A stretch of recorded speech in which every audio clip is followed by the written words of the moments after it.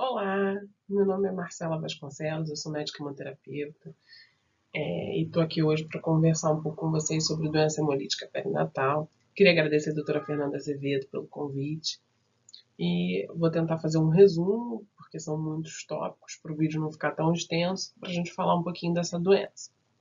Então, a doença hemolítica perinatal, o primeiro relato dela que tem na literatura é de 1609, uma parteira francesa que fez um parto de gêmeos, um nasceu hidrópico, todo edemaciado, morreu imediatamente, e o outro viveu alguns dias, ficou ictérico e acabou falecendo. De lá para cá, 400 anos, só na década de 40 que a gente conseguiu compreender completamente a fisiopatologia dessa doença, com a descoberta do sistema RH. Né? Então, do que a gente está falando? O que é essa doença? Então, ela é caracterizada pela destruição das hemácias fetais por anticorpos maternos, anemia e presença de formas jovens, né, hemácias jovens, eritroblastos na periferia. Então, por isso que ela era chamada de eritroblastose fetal, aí depois de doença hemolítica do recém-nascido, agora doença hemolítica perinatal. Ocorre quando são produzidos anticorpos maternos contra antígenos eritrocitários fetais, esses antígenos foram herdados do pai, né? Então são antígenos estranhos à mãe, tá certo? A principal causa é o anti-D, né? Mais de 90% dos casos mais graves, mas pode ser causado por outros anticorpos também, tanto do sistema RH quanto de outros sistemas.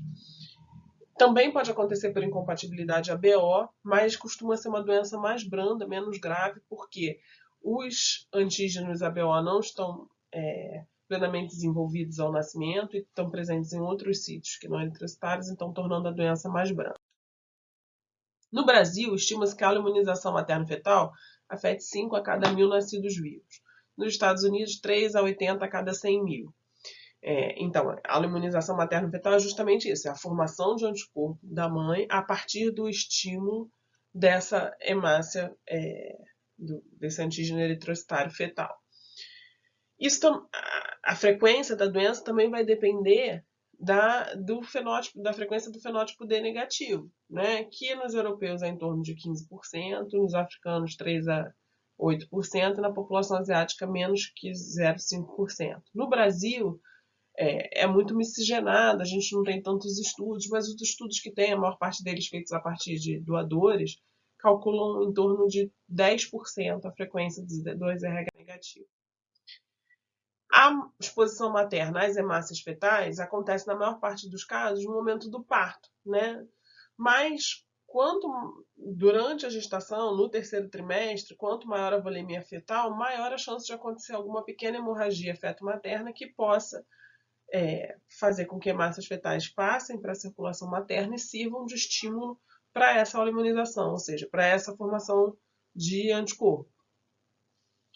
Depois desse primeiro estímulo, esses anticorpos vão ser produzidos e vão ficar lá, e então não acontece nada nessa primeira gestação, porque os anticorpos ainda não foram formados. Mas numa segunda gestação, esses anticorpos da classe GG são capazes de atravessar a barreira placentária e destruir as hemácias fetais, né? Então, essa é a fisiopatologia clássica descrita da doença hemolítica. Aqui tem um esqueminha para a gente explicar isso. Então, hemorragia feto-materna na primeira gestação, formação de anticorpos maternos contra antígenos herdados do pai, que estão nas hemácias fetais. Na gestação subsequente, esses anticorpos, principalmente GG1 e GG3, atravessam a placenta, se ligam às hemácias fetais e destroem as hemácias fetais. Então, você vai perguntar assim, mas a gente pode ter doença hemolítica já na primeira gestação? Pode, por ABO, ou se a mãe já foi imunizada antes, por transfusão, ou por alguma perda fetal que ela nem identificou como gestação, ela pode já ter anticorpo e, nessa ocasião, o anticorpo já atravessar a placenta e ter anemia, ter hemólise já nessa primeira gestação. Mas a descrição clássica é que na primeira gestação você tem a imunização e a seguir, na gestação subsequente, a hemólise, tá certo? E quais são as consequências dessa hemólise? Então, a gente lida com duas consequências principais. Uma é a anemia e a outra é a icterícia. Então, a anemia, pela destruição das hemácias, se for muito grave, pode chegar a um quadro chamado de hidropsia, né? Então, assim, você tem um aumento da eritropoese hepática, com diminuição da produção de proteínas. Com isso, você tem um extravasamento de líquido para o terceiro espaço, um grande edema, né? Derrame pleural, líquidos na ascite e edema mesmo, e prejudicando o funcionamento de vários órgãos e podendo levar ao óbito. Então, esse é o quadro mais grave de anemia, que é a hidropsia fetal. E, por outro lado, você tem o aumento da bilirrubina, que é o produto da degradação da hemoglobina. Durante o período fetal, isso não é um problema, porque esse excesso de bilirrubina vai ser excretado pelo fígado materno. Mas, depois que o bebê nasce, o fígado do bebê ainda é imaturo. Então, esse acúmulo de bilirrubina pode levar à icterícia e ao quadro mais grave, que é o chamado kernícteros, que é o depósito de bilirrubina nos núcleos cerebrais, causando uma lesão neurológica irreversível, que pode ir desde um déficit auditivo até uma lesão muito grave. Então, todo o acompanhamento dessa gestação, desse feto, né, é para evitar essas duas consequências, anemia e hiperbilirrubinemia com possibilidade de kernícteros. E todas as doenças hemolíticas vão ser assim graves? Não. O que está descrito é que 50% dos casos são leves, sem necessidade de tratamento. 25% dos casos você vai ter algum grau de icterícia, mas que em geral vai ser resolvido com fototerapia. E 25% dos casos, se você não tiver nenhuma intervenção, você pode ter uma hidropsia fetal. Uma coisa importante da gente pontuar é que se tiver incompatibilidade ABO entre a mãe e o feto, isso diminui a chance de aluminização por D, porque essas hemácias são rapidamente retiradas da circulação.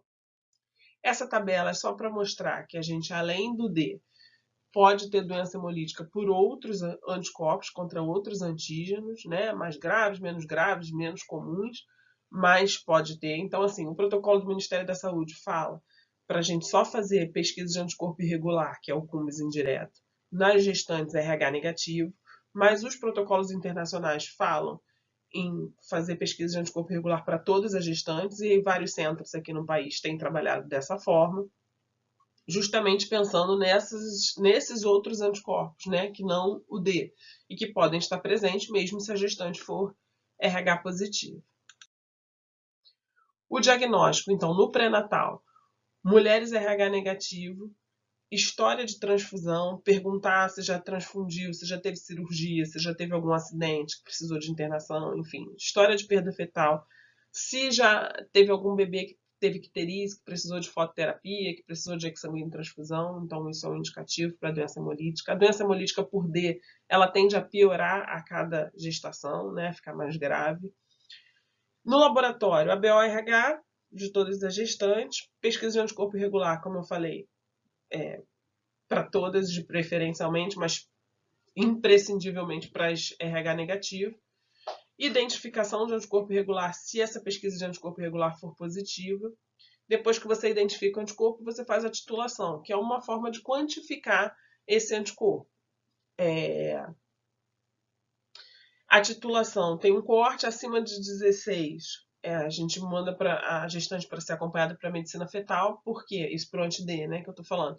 Porque o que se viu é que o Doppler da artéria cerebral médica, a gente vai ver a seguir, tem uma correlação melhor quanto à gravidade da anemia do que o título, né?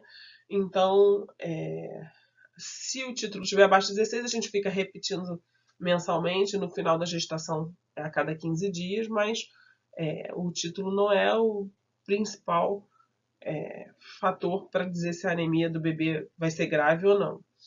A fenotipagem do parceiro é interessante, né? Porque pode estimar o risco desse bebê ter ou não doença hemolítica. Então, por exemplo, se você tem uma mãe com antiquel e um pai que não tem, que o fenótipo para o QEL é QEL negativo, então você já sabe que o bebê não vai ter QEL. Então você não precisa mobilizar sangue de reserva de leite da UTI neonatal, enfim, todo o acompanhamento que é feito para a doença hemolítica. Há outros recursos, como genotipagem fetal, né, a partir do plasma materno, porque circula no plasma materno DNA fetal, então você pode, através de um exame, mesmo com o mesmo mecanismo que se faz para ver o sexo precocemente, né, no plasma materno, você pode ver o RH. E aí, com isso, você evitaria mobilizar todos esses recursos. Mas isso não é um exame que está disponível em todos os centros, então não vou nem me estender aqui. Aqui só para chamar a atenção que o título sozinho não é preditor do grau de anemia fetal. E aqui é o fluxograma do Ministério da Saúde para gestante RH negativo. Então, na primeira consulta, você faz o CUMES indireto, que é o pesquisa de anticorpo irregular. Se der positivo, encaminha para um pré-natal de alto risco, que vai fazer o quê? Repetir esse exame, identificar o anticorpo titular, e se for o caso, encaminhar para a medicina fetal. Se der negativo, você fica repetindo a cada 4 semanas, e aí até o final da gestação. Se mantiver assim, e o bebê nasce RH positivo, tem indicação de fazer a profilaxia para que não seja estimulado e forme anticorpo que vai ter problema numa próxima gestação. A gente vai falar disso mais à frente. O diagnóstico e acompanhamento do feto, então, ultrassom, Doppler velocimetria da artéria cerebral média, cordocentese. Então, se tem anemia fetal, você vai ter diminuição da viscosidade sanguínea e aumento do débito cardíaco. Com isso, você vai ter um aumento da velocidade do sangue, né, na artéria cerebral média do feto. E é justamente isso que é avaliado pelo Doppler, né, o fluxo, velocidade de fluxo. Se esse aumento de velocidade é importante, isso se correlaciona com o grau de anemia mais importante. E aí você pode precisar indicar a cordocentese, que é uma punção da veia umbilical para você tirar um pouco de sangue do feto, e com isso você vai medir o hematócrito, vai ver o grupo sanguíneo, vai fazer o CUMES direto, para ver se tem anticorpo ligado lá e ver qual é a situação, para ver a necessidade ou não de indicar transfusão intrauterina. Então, a transfusão intrauterina é um dos recursos terapêuticos para a doença hemolítica. Ela está indicada quando o pico da velocidade sistólica da artéria cerebral média é maior que 1,5 mol, é uma unidade de medida, se há sinais de hidropsia e se a hemoglobina está muito baixa, abaixo de 10. Né? Então, você funcionou ali, você pode usar até um hemoglobinômetro para ver o valor do hematócrito e a partir dali indicar ou não a transfusão intrauterina. Ela pode ser feita a partir de 18 semanas, mais segura a partir de 20 até 35 semanas. Então é importante que as gestantes com anticorpo sejam rapidamente encaminhadas aos centros de referência para que a gente não perca a oportunidade de intervir, né? Porque se a gestante já chega tardiamente com feto hidrópico, às vezes você tem pouco a oferecer.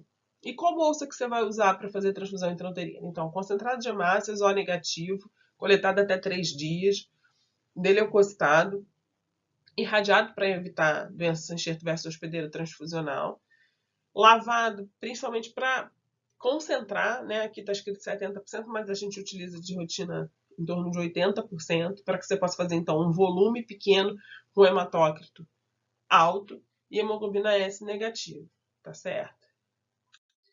Essas transfusões são repetidas em geral a cada 15 dias, lembrando que o hematócrito continua caindo entre as transfusões, porque você tem anticorpo circulando, né? O hematócrito alvo é em torno de 50%, e um efeito colateral disso é a supressão da eritropoese. Toda vez que você transfunde, você tem supressão da eritropoese. Então, muitos desses bebês vão precisar de transfusões simples depois do nascimento, às vezes até os 3 meses de nascimento, por conta dessa supressão. É importante que na cordocentese, naquele primeiro exame, antes da primeira transfusão intrauterina, você faça a tipagem do bebê, porque depois que o bebê nasce, ele foi submetido a várias transfusões intrauterinas, você vai tipar ele como O negativo, mas é porque isso está falseado pelas transfusões, né?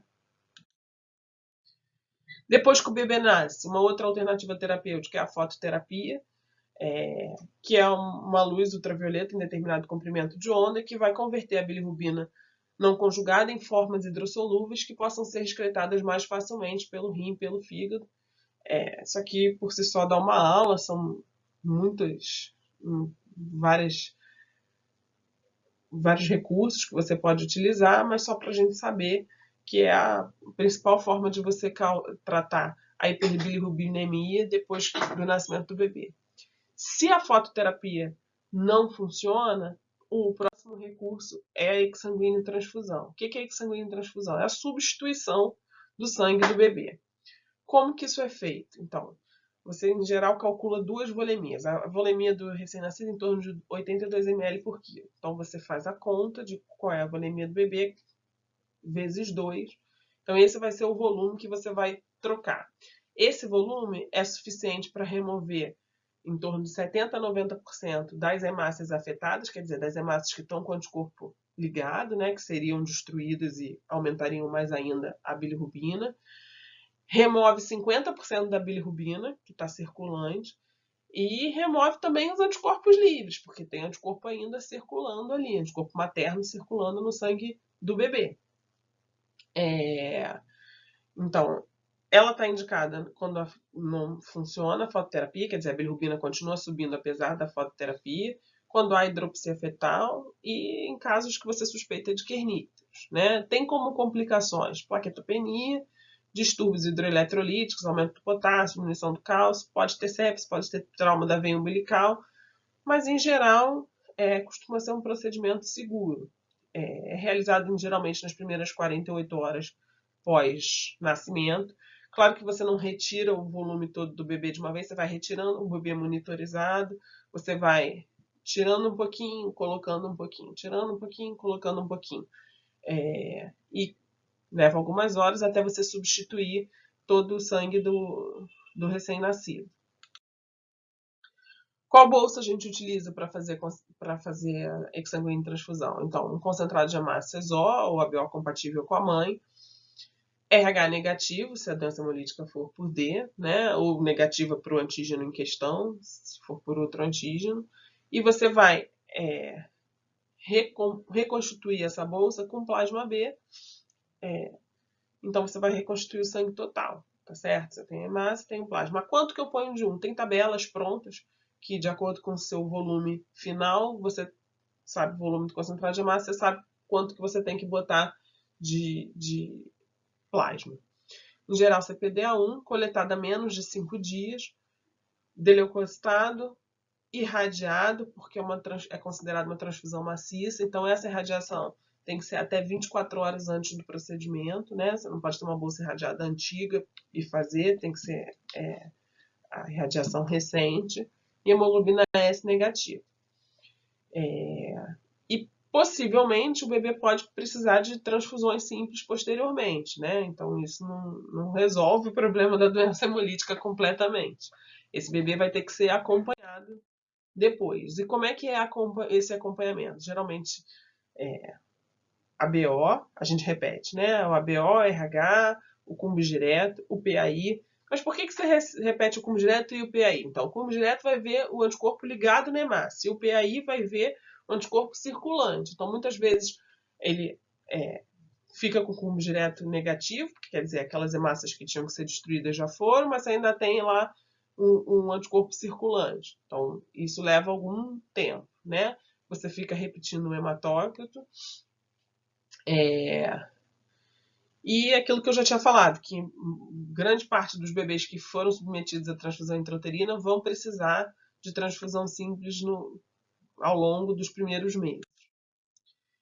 Anemia tardia na doença hemolítica perinatal pode ter causa ainda hemolítica, né? Continuação da hemólise porque anticorpos ainda estão circulando lá, ou uma anemia hiporregenerativa, principalmente dos bebês que foram submetidos à transfusão intrauterina ou transfusão pós-natal.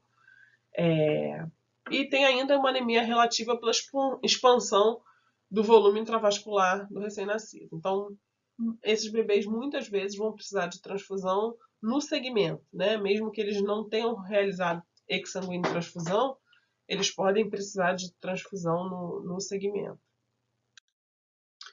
E como é que é a prevenção? Então a gente está falando disso tudo, né? E na verdade de uma doença que tem prevenção, né? Que é a imunoglobulina anti-RHD, que a gente deve fazer sempre, vou falar a seguir, no pós-parto, né? De mães RH negativo, não aloimunizadas, quer dizer que ainda não formaram anticorpo, para evitar a formação desse anticorpo. Né? Então, como que ela funciona? Tem vários mecanismos propostos, mas um dos mecanismos é que ela retira da circulação aquelas hemácias fetais RH positivo, ou seja, Você está dando um anti-RH positivo, então ela retira da circulação e não deixa espaço para que seja estimulado o sistema imune materno e que sejam formados novos anticorpos. Teve um enorme impacto na redução da incidência por doença hemolítica por anti-D desde o início da comercialização, na década de 60, né? Mas a gente ainda tem muitas falhas de distribuição, de fornecimento e de escape por desinformação mesmo, né? De médico que não prescreve, de abortamento em que você não sabe o RH do feto e não faz, enfim. Então, a gente ainda tem muitos casos de doença hemolítica por D. Quando você vai ler a literatura internacional, isso é considerado assim, um evento adverso, porque é uma falha mesmo da profilaxia. E eles, na literatura, estão bastante preocupados com a doença hemolítica pelos outros anticorpos para os quais você não tem prevenção. E a gente aqui ainda está lidando bastante com anti-D. A dose preconizada é de 300 microgramas intramuscular. Então, como eu falei, ela está indicada na mulher RH negativo, não autoimunizada, ou seja, que a pesquisa de anticorpo irregular é negativa, ela não formou anticorpo, né? Então, o objetivo dessa prevenção é que ela não forme. Então, se ela já formou, se a pesquisa de anticorpo irregular é positiva, não faz sentido fazer a prevenção. Então, é só para quem tem PAI negativo, RH negativo, cujo parceiro seja RH positivo ou desconhecido, né? E aí isso vai estar indicado na ameaça de abortamento, com sangramento, nos episódios de aborto, se tiver algum sangramento durante a gestação, se tiver algum procedimento obstétrico durante a gestação. Protocolos indicam na 28ª semana de gestação, isso diminuiria o risco de 15% a 20% para 2%. Se você faz só no pós-parto, se você faz na 28ª semana também, isso diminui para 0,2%. Então, alguns protocolos propõem que se faça além de no pós-parto, na 28ª semana, até 72 horas pós-parto, né?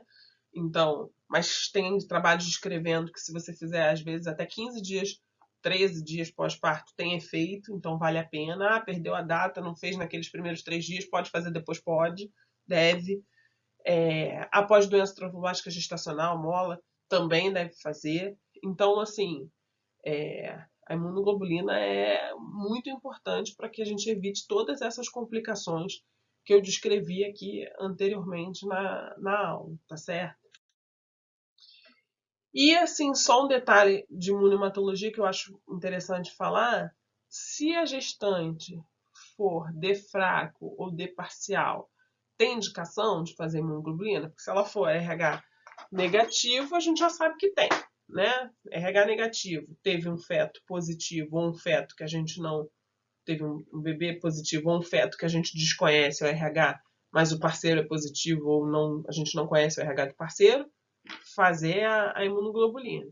E se a gestante for D fraco ou D parcial? Se você tiver como diferenciar o que é feito por genotipagem, a princípio, D fraco 1, 2 e 3 não formam anti-D, você não precisaria fazer.